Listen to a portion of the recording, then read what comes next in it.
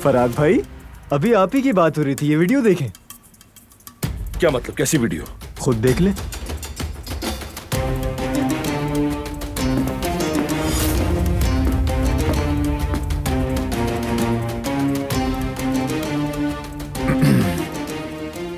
क्या है?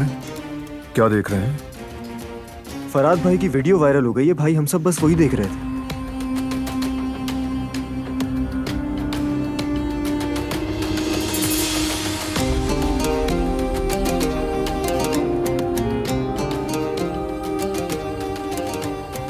फराद, ये सब क्या हो रहा है? गुल का वहां क्या काम था?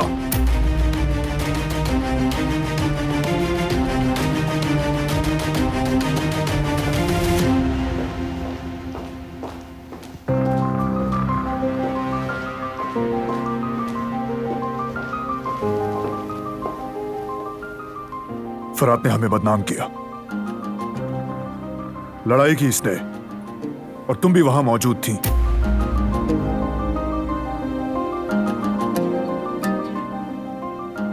तुमने मुझे क्यों नहीं बताया? बताने वाली थी लेकिन आप खुद इतनी उलझी हुई थी। ओह गुल, काश तुम मुझे बता देती, कम से कम मुझे तो पता होता।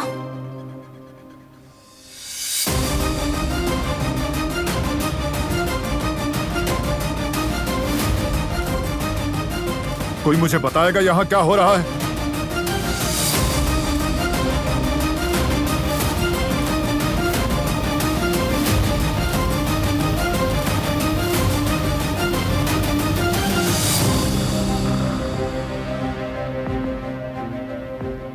बारान,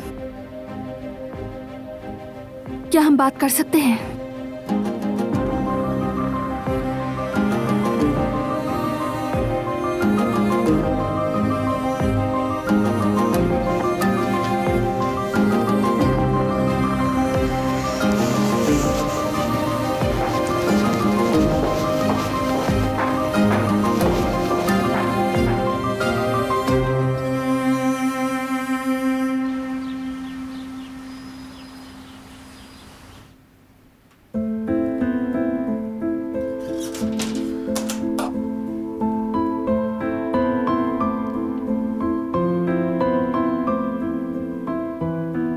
जवेरिया, क्या हुआ मेरी जान? सब कुछ ठीक है ना? अब तबीयत कैसी है?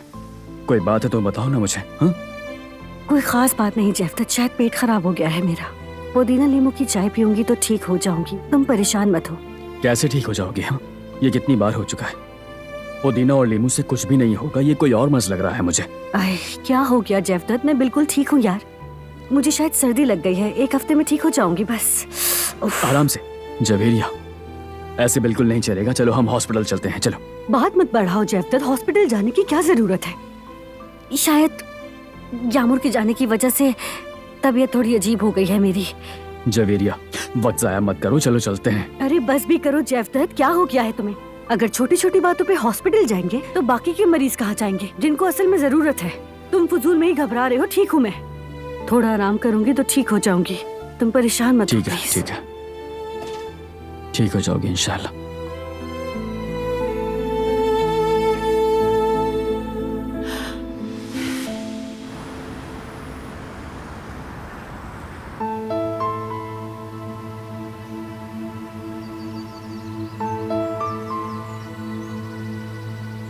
ठीक है, पुरसुकून हो जाओ, और किसी को भी कोई नुकसान तो नहीं हुआ ना?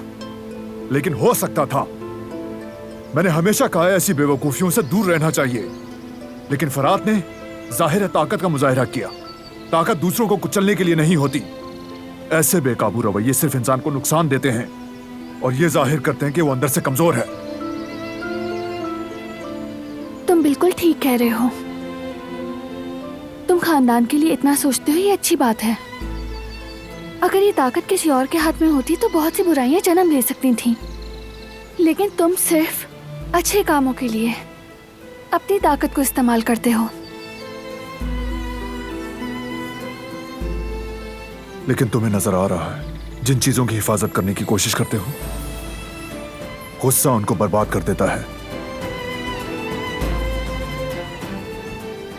तुम्हें मालूम था क्या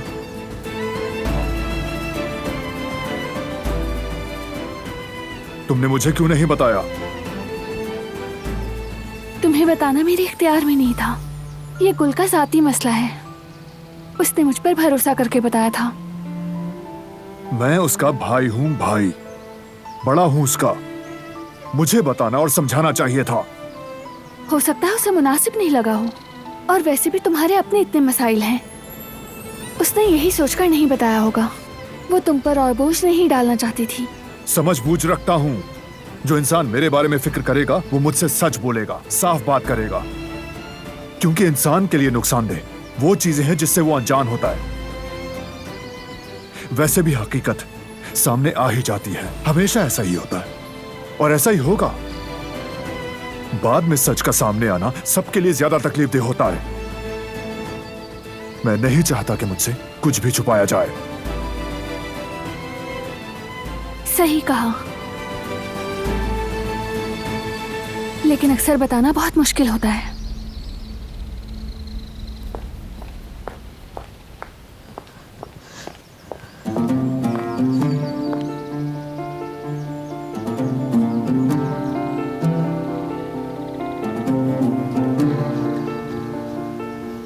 रो मत गुल, कोई बात नहीं, ऐसा हो जाता है। लेकिन तुम्हारा कोई कसूर नहीं है। मैं अपनी पूरी जिंदगी में इतनी शर्मिंदा कभी नहीं हुई भाभी।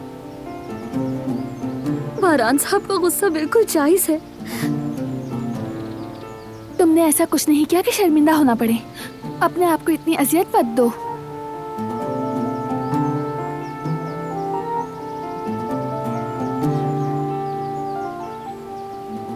क्या वो मुझसे बहुत नाराज है?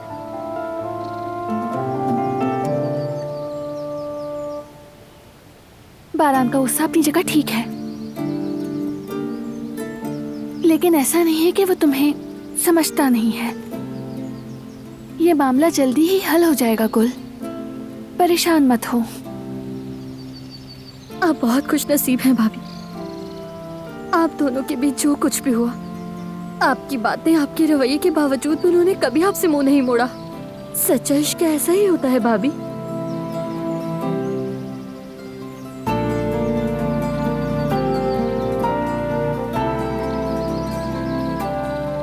जब दिल आपस में जुड़ जाए तो रिश्ता कभी नहीं टूटता, बल्कि और मजबूत हो जाता है। बारान साहब आपसे कभी अलग नहीं होंगे। आप उनकी पहली और आखिरी मोहब्बत हैं दिलान भाभी। मैं तो कहूंगी अपने रिश्ते को उनसे और मजबूत करें।